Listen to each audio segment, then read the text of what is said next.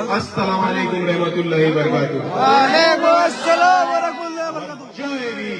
जय भीम।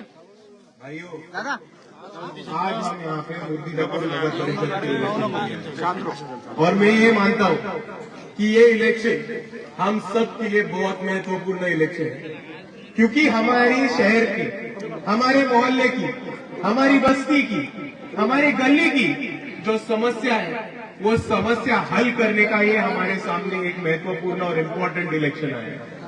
आमदार खासदार आके जाते हैं, आमदार खासदार बंगले में रहते हैं, हवाई जहाज से आते हैं, हेलीकॉप्टर से आते हैं, लेकिन जो हमारे नगर सेवक के कैंडिडेट है वो हमारे नगर सेवक के कैंडिडेट आपकी गली में रहते हैं, आपके बस्ती में रहते हैं, आपके मोहल्लों में रहते हैं, और उन गलियों की समस्या क्या है, उन गलियों की दिक्कतें क्या है, ये इनसे बेहतर और कोई नहीं जानता।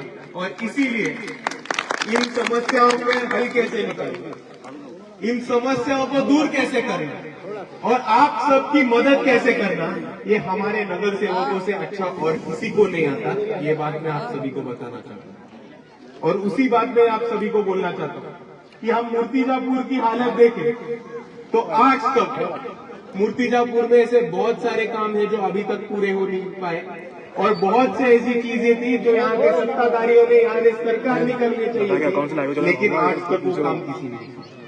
आज भी आप अगर जाके दलित बस्तियों की हालत देखो, आज भी अगर जाके मुसलमानों की मोहल्ले की हालत देखो, और आप देखोगे कि ये सत्ता में रहने वाले 70 साल सत्ता में रहने वाले खुद कोठी बंगले में रहते हैं, स्विमिंग पूल में तैरते हैं, मर्सिडीज और बड़ी बड़ी गाड़ियां में आते हैं, और 70 साल में हमको क्या दिया?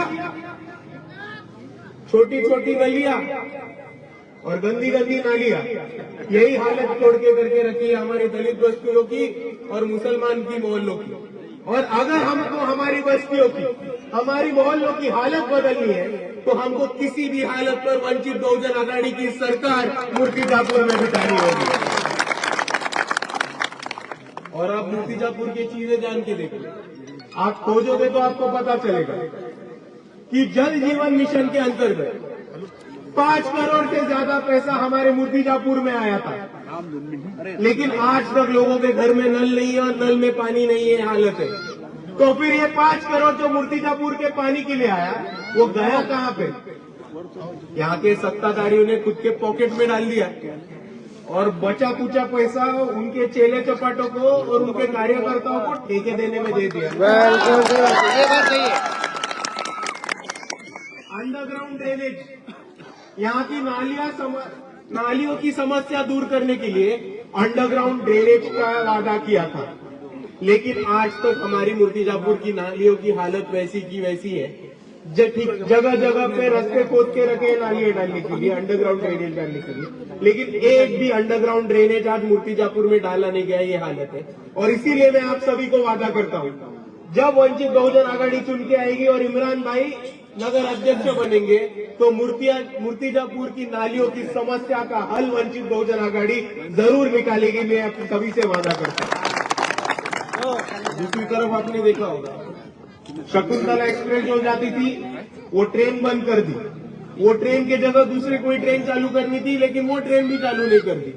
आज मुर्तिजापुर में एक अच्छा हाईवे जा रहा है, लेकिन वो हाईवे छोड़ के अगर आपने इधर सिटी के और तालुका के रास्ते देखे तो आपको पता चलेगा कि इन रास्तों की हालत बहुत बदतर हो चुकी है। और इसीलिए मैं आप सभी से दरखास्त करना चाहता हूँ कि यहाँ के सत्ताधारी आएंगे, हिंदू मुस्लिम करने की कोशिश करेंगे, जाति की राजनीति करने की कोशिश करेंगे और हम सबको धर्म के नाम पर और जाति के नाम पर बांटने की कोशिश करेंगे, लेकिन ये इलेक्शन बंटने का नहीं है। ये इलेक्शन हमारी मुर्तिजापुर का विकास करने का है, ये इलेक्शन हमारी हक मांगने का है, और ये इलेक्शन हमारे खुद का घर का बच्चा नगर अध्यक्ष बनाने की इलेक्शन है। और इसीलिए मैं आप सभी से दरखास्त करता हूँ कि आने वाले इलेक्शन में सत्ताधारियों के बहकावे में ना आए।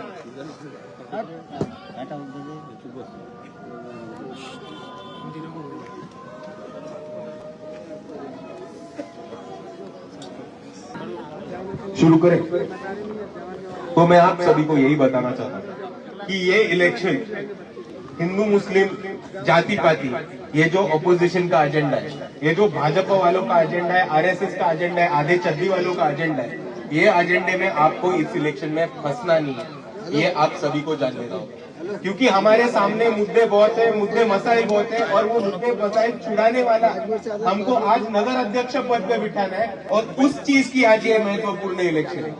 उसी चीज से मैं बोलने वाला था कि हमारे यहाँ पे अतिक्रमण के नाम पे इतनी सारी हाथ गाड़ियां निकाल की दी, इतने सारे लोगों का धंधा उठाया, इतने सारे लोगों का व्यवसाय उठाया, और आज तक उन लोगों के हाथ में सरकार ने और कोई भी धंधा या और कोई भी उनको इजाजत नहीं दी कहीं और जाके उनका धंधा बसाने को, कहीं और जाके उनकी रोजी रोटी बनाने को। और आज जिन जिन लोगों का अतिक्रमण के वजह से धंधा उठा है और जिन जिन लोग आज उसके वजह से भूखे मर रहे, उन सभी लोगों का खून इस सरकार के हाथों पे है, ये मैं आप सभी को बताना चाहता हूँ। दूसरी तरफ यहाँ पे घरकुल का बड़ा मुद्दा है। घरकुल अभी भी नाम पे आता है, लेकिन घरकुल की इमारत नहीं मिलती, घरकुल का घर नहीं मिलता। और मैं इसीलिए आप सभी को वादा करना चाहता हूँ कि वंचित बहुजन आघाड़ी अगर सत्ता में आती है तो घरकुल की यादी बढ़ाकर हर आदमी के नाम पे घरकुल का एक घर करने का काम वंचित बहुजन आघाड़ी मूर्तिजापुर में करेगी। और जिन जिन लोगों का धंधा अतिक्रमण के नाम पे उठा है, उन लोगों के एक नए एरिया में उनका धंधा बसाने के लिए एक इजाजत बोल के उनको एक अपॉर्चुनिटी भी दी जाएगी। और दूसरी तरफ मैं बोलना चाहता हूं भाई कि आपने देखा होगा कि आज महाराष्ट्र में आधी चड्डी वाले जो लोग हैं आरएसएस के, वो भाजपा को चला रहे हैं। और भाजपा के जो मुख्यमंत्री है देवाभाऊ, उन्होंने 3 पिट्टू पाल के रखे, और ये 3 पिट्टू हर जगह जाके हिंदू मुस्लिम दंगा फसाद भड़काने का काम कर रहे। एक है गोपीचंद पडळकर, दूसरे है संग्राम जगताप, और तीसरे है वो बटले नीतीश राणे। और वो जगह जगह पे जाके बोलते कि मुसलमान के घर पे बुलडोजर चलाने का काम करेंगे, मुसलमानों के घर गिरा देंगे। और दूसरी तरफ हर जगह जाके मिलिंद सोमैया बोलते हैं, किरीट सोमैया बोलते हैं कि यहाँ पे बहुत ज्यादा बांग्लादेशी आ गए, यहाँ पे आके कार्रवाई करनी चाहिए। और इसीलिए मैं यहाँ पे सारे मौजूद मेरे मुसलमान भाइयों को ये बताना चाहता हूँ कि वंचित बहुजन आघाड़ी आप सभी के साथ खड़ी है। और उससे महत्वपूर्ण चीज आप एक समझ लो कि बुलडोजर चलाया जाता है घर पे, उसकी वजह क्या होती है कि वो बोलते हैं आपके पास डॉक्यूमेंट नहीं है, आपके पास कागज पत्र नहीं है, और आपके पास बर्थ सर्टिफिकेट नहीं है। वो बोलते हैं आपके पूर्वजों का बर्थ सर्टिफिकेट लाके दिखाओ, आपका जन्म दाखला, आपका जन्म प्रमाण पत्र लाके दिखाओ। अभी मेरे को एक चीज बताओ कि ये जन्म का प्रमाण पत्र मिलता कहाँ पे है, बनता कहाँ पे है? नगर पालिका और नगर परिषद में बनता है। और इसीलिए अगर हम नगर परिषद में हमारा खुद का इंसान बिठाते, हमारे लिए लड़ने वाला इंसान बिठाते, तो आप सबका जन्म प्रमाण पत्र बनाने का काम यहाँ पे वंचित बहुजन आघाड़ी करेगी। और अगर जन्म प्रमाण पत्र बन गया तो ना होगी कार्रवाई और ना आएगा योगी का बुलडोजर। और योगी के बुलडोजर लाने वाले को हम एक चीज बोलना चाहते हैं, मैं पहले भी मूर्तिजापुर में बोल के गया कि जो लोग अकोला में बुलडोजर की राजनीति करना चाहते हैं, उनको एक चीज समझ लो कि ये अकोला है, फलानी। अगर यूपी का बुलडोजर लेके मूर्तिजापुर या अकोला में आ गए तो उसी बुलडोजर में डाल के वापस उत्तर प्रदेश। और दूसरी बात मैं आप सभी के साथ सामने ये कहना चाहता हूँ कि जब जब महाराष्ट्र में मुसलमान भाइयों के ऊपर जुल्म जाती हुई थी, जब जब महाराष्ट्र में मुसलमान भाइयों के ऊपर अत्याचार हुआ था, हमारे लिए एक ताकत खड़ी रही थी, एक शख्स खड़े रहे थे, जनाब अली प्रकाश अंबेडकर और उनकी पार्टी वंचित बहुजन आघाड़ी। इस महाराष्ट्र में जब टीपू सुल्तान का स्टेटस लगाने के लिए मुसलमान नौजवानों को गिरफ्तार कर दिया जा रहा था, तब ये वो वंचित बहुजन आघाड़ी थी जिन्होंने छत्रपति शिवाजी महाराज, छत्रपति शाहू महाराज, महात्मा ज्योतिबा फुले और बाबा साहब अम्बेडकर के साथ साथ टीपू सुल्तान का फोटो हमारे स्टेज पे लगाया था। वो फोटो को हार भी डाला था और पुलिस प्रशासन को चैलेंज दिया था कि ये नौजवान बच्चे तो सिर्फ स्टेटस डाल रहे, सिर्फ फेसबुक पे पोस्ट डाल रहे, हमारे स्टेज पे फोटो है। हिम्मत है तो वंचित के खिलाफ एक्शन लेके दिखाओ। और दूसरी तरफ जब औरंगजेब के स्टेटस और फोटो रखने के लिए या सिर्फ जब नौजवान औरंगजेब का फोटो लेके खड़े रहते थे तब यहाँ का पुलिस प्रशासन उनको टॉर्चर करता था। आरएसएस वाले आदि चट्टी वाले आके उनको मारते थे, उनको मारपीट करते थे। और तब वो बाला साहब अम्बेडकर अकेली ऐसी शख्सियत थे जो औरंगाबाद में औरंगजेब के मजार पर जाकर फूलों की चादर चढ़ा के आए और यहाँ के देवेंद्र फडणवीस को चैलेंज दिया कि नौजवान बच्चों को छोड़ दो, मैं औरंगजेब के मजार पर जाकर और फूलों की चादर चढ़ा के आया हूँ। अगर यहाँ के आरएसएस और पुलिस प्रशासन में दम है तो बाला साहब अम्बेडकर को हाथ लगा के दिखा। दूसरी तरफ मैं बोलना चाहता हूँ, यहाँ से दूर नहीं है, जळगांव जामनेर करके एक जगह है, जामनेर तालुका में सुलेमान शेख नाम के एक बच्चे की मॉब लिंचिंग हुई थी। गिरीश महाजन के कुछ कार्यकर्ता थे, गिरीश महाजन के कुछ पट्टू थे जिन्होंने उनका खून कर दिया था। तभी वंचित बहुजन आघाड़ी से फारूक अहमद सर, तैयब जफर साहब और खतीब साहब, ये वंचित बहुजन आघाड़ी का अकेला डेलीगेशन वहां पे गया था। वहां पे लोगों से लड़े थे, वहां के पुलिस प्रशासन से लड़कर उन्होंने सुलेमान शेख के कातिलों पर एफआईआर करने का काम भी वंचित बहुजन आघाड़ी ने किया है। और मैं इसी सिलसिले में आप सभी को बोलना चाहता हूँ कि आप सभी को याद होगा जब वो गिरिराज महाराज हुजूर के शान में गुस्ताखी कर रहे थे तब एक भी आदमी सामने नहीं आया। और उसके 2 महीने पहले बाला साहब अम्बेडकर ने एक मॉब लिंचिंग के खिलाफ और एक महामानवों का अपमान करने वाले के खिलाफ एक बिल रखा था और एक बिल महाराष्ट्र के विधानसभा में पेश किया था। और ये बाला साहब अम्बेडकर की जिद थी कि उस बिल का नाम मोहम्मद पैगंबर बिल रख दिया जाए। लेकिन ये हमारी बदनसीबी थी कि तब की राष्ट्रवादी कांग्रेस ने, तब के कांग्रेस ने और तब के शिवसेना ने वंचित बहुजन आघाड़ी को साथ नहीं दिया। अगर आज वो बिल बनता तो गिरिराज सिंह महाराज जेल के अंदर होते, सुलेमान शेख के कातिल जेल में अंदर होते, और जो लोग यहाँ पे मुसलमानों के खिलाफ बात करते हैं, बाबा साहब अम्बेडकर का अपमान करते हैं और हमारे कौम के खिलाफ बात करते हैं, उस सबको जेल में अंदर डालने का वो बिल था। लेकिन आज ये कांग्रेस ने हमको सपोर्ट नहीं किया, इसीलिए ये बिल नहीं आया। लेकिन कोई बात नहीं, ये इलेक्शन नगर परिषद की इलेक्शन है, जो हुआ सो हो गया। इस बार हमको घूमना नहीं, इस बार हमको बहलना नहीं, इस बार हमको फंसना नहीं है। इस बार की इलेक्शन में कुछ भी करके हमको इमरान भाई को नगर परिषद का अध्यक्ष बनाना है और वंचित बहुजन आघाड़ी की सत्ता बनानी है। और एक चीज आप सब लोग जान लो, यहाँ पे रिजवाना दीदी बैठी है, उनके सामने बात करना चाहता हूँ कि अगर वंचित बहुजन आघाड़ी से कोई भी मुसलमान खड़ा रहता है तो उसका जीतना तय होता है, ये बात आप समझ लो। और दूसरी तरफ मैं ये कहना चाहता हूँ कि ये वंचित बहुजन आघाड़ी ही अकेली ऐसी पार्टी है जो मुसलमानों को उम्मीदवारी देती है, टिकट देती है और उनको जीतने का हौसला भी देती है। आप महाराष्ट्र के इलेक्शन देख लो, 48 सीटें हैं महाराष्ट्र में, 48 लोकसभा की। कितने उम्मीदवार महाविकास आघाड़ी ने दिए? कितने उम्मीदवार मुसलमानों के महाविकास आघाड़ी ने दिए? कितने? 0। और वंचित बहुजन आघाड़ी ने कितने दिए?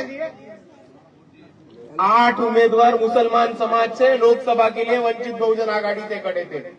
288 विधानसभा के सीट में से 40 मुसलमानों के उम्मीदवार देने का काम वंचित बहुजन आघाड़ी ने किया है। इस अकोला की जिला परिषद में साबिया दीदी अंजुम जिला परिषद की अध्यक्ष बनी। अभी आप साबिया दीदी अंजुम का इतिहास देख लोगे तो आपको 2 चीजें पता चलेगी कि एक, उनका पहले छोटा सा हाथगाड़ी था, हाथगाड़िया पे चूड़िया बेचती थी वो। बाला साहब अम्बेडकर ने उनको टिकट दिया, उनको हौसला दिया, उनके पीछे कार्यकर्ताओं की फौज खड़ी की।